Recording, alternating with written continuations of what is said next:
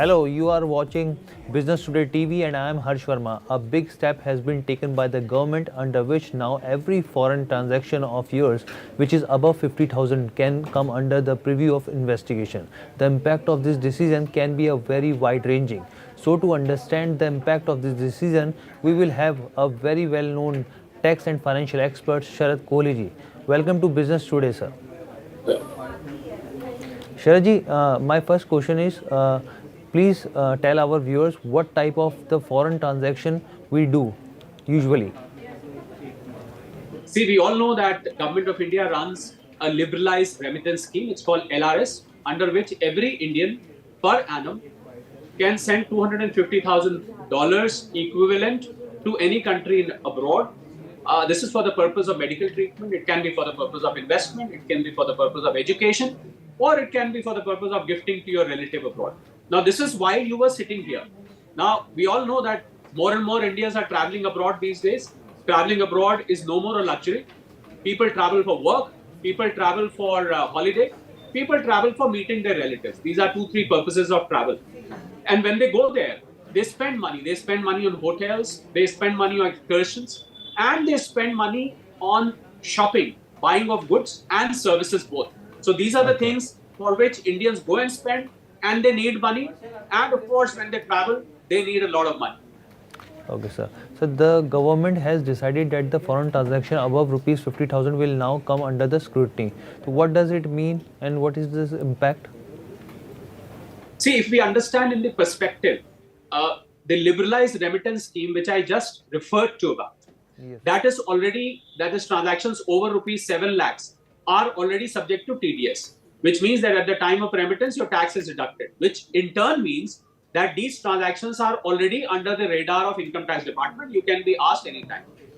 The problem was when people were going abroad and spending. Now, every Indian can carry $3,000 or equivalent cash. Rest of some of more money can be carried by way of travelers' checks and other things. And people spend by using their debit cards, credit cards, and making online payment. That is very common these days. So there are a lot more modes of payment these days. So it was very difficult to track down transactions which were less than rupees 7 lakhs and which were being spent. Now, say 4 members of family have gone, $3,000 each. You almost have $12,000 of quota between the family, as far as a 4-member family is concerned, which means around 9 to 10 lakh rupees of spend is within the ambit of that family and which can easily go out of the radar. So now government wants that whichever channel you are spending through, for example, through credit card, through debit card, through any forex loaded card, if you are spending through that, the issuing agency will be used to reach up to you to make you answer questions as to what was the purpose of spending this money. And the step has basically been taken to curb terror financing, which was coming to the notice of the government. Okay, sir. My next question is, there is already TDS on the children's school fees and the remittance. So what is the point of bringing this separately? See, I think India has been, inflicted with the problem of terror for a number of years now. And government was getting information that there are people who are traveling abroad who are funding these terrorist organizations, these NGOs or individuals who are running propaganda, agenda or terrorist activities against the country.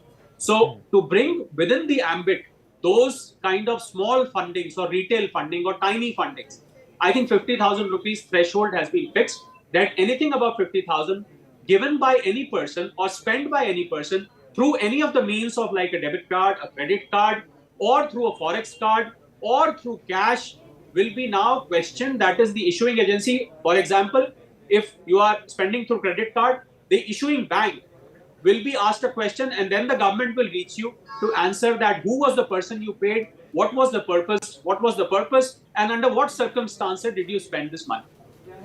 Okay, sir. Sir, what things should the taxpayer keep in his mind in such situation? I divide the taxpayers into 2 categories to answer your question.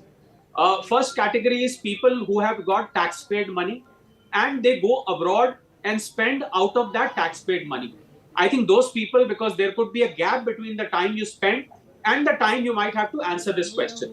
So therefore, I would recommend all such taxpayers to please keep a note and an explanation of whom did you pay, what was the purpose of this, what item did you buy, what service did you take, which person you paid, you must keep a note. Second category of taxpayers are the one who may be spending out of black money. That is, they may be spending this money out of unaccounted money. Now, there are various means through which people spend overseas through unaccounted money.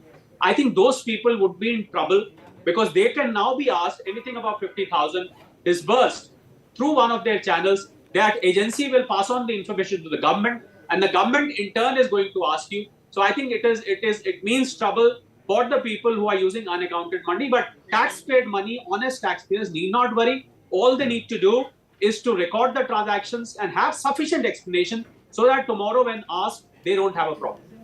Thank you so much for connecting with Business Today Television, sir. Thank you so much. Thank you. So here is the explanation. A big step has been taken by the government under which now every foreign transaction of yours which is above 50,000 can come under the preview of investigation. So thank you so much for connecting with Business Today Television.